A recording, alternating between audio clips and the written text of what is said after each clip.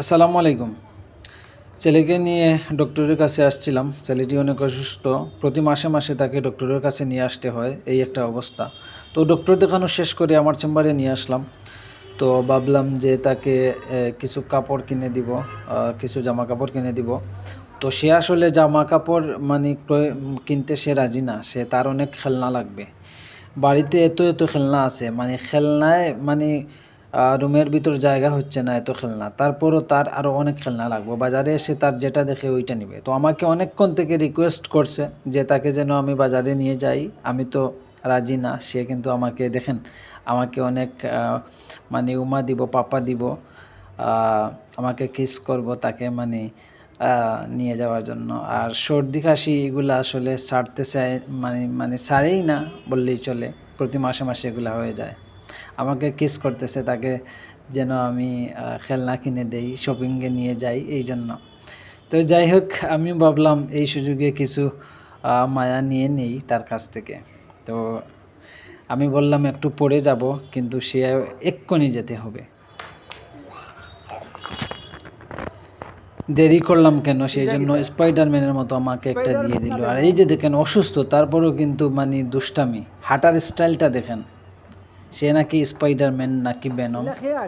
মোবাইলে কী সব মানে এসব দেখে, স্পাইডারম্যান, বেনম এগুলা। তো তাকে নিয়ে যাচ্ছি শপিংয়ে, তাকে কিছু খেলনা দিব এবং তার জন্য কিছু জামা কাপড় কিনবো ভাবছিলাম।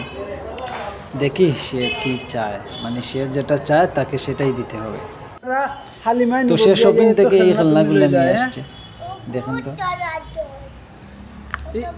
ইগুর নাম কিতা? ডাইনোসর। আর ইগুর নাম কিতা? ডাইনোসর। ইনো সবটি ডাইনোসর নি? না রে বা, ওগু ওই তো ইনো দেখিয়া ডাইনোসর।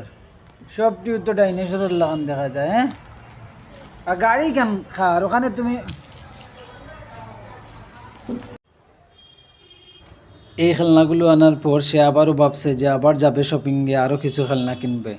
এই একটা অবস্থা তার।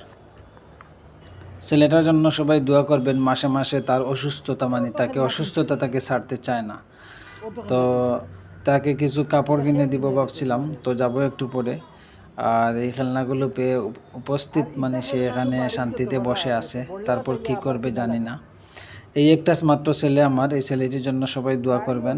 বাড়িতে গাড়িও জাগাও না, এর বাদে আবার 6 মাস আগে তার বাম হাতটা ভেঙে গিয়েছিল, শুধুমাত্র তার দুষ্টুমির কারণে চেয়ার থেকে পড়ে গিয়েছিল। সে নিজেই নামতে গিয়ে, আমি বলছিলাম যে এখান থেকে নিজে নিজে নামবা না তুমি, কিন্তু সে আসলে দুষ্টুমি করতে গিয়ে নামতে গিয়ে মানে হাত ভেঙে গেছে। তো যাই হোক, সিলেটে গিয়ে মানে সিলেট ডক্টরের কাছে গিয়ে মানে সেটা ঠিক হয়। তো আমার ছেলেটার জন্য সবাই দোয়া করবেন। আমাদের চ্যানেলের ভিডিওগুলো যদি ভালো লাগে অবশ্যই আমাদের পাশে থাকবেন। ভালো থাকবেন সবাই। আল্লাহ হাফিজ। বড় লাগা যাইবা।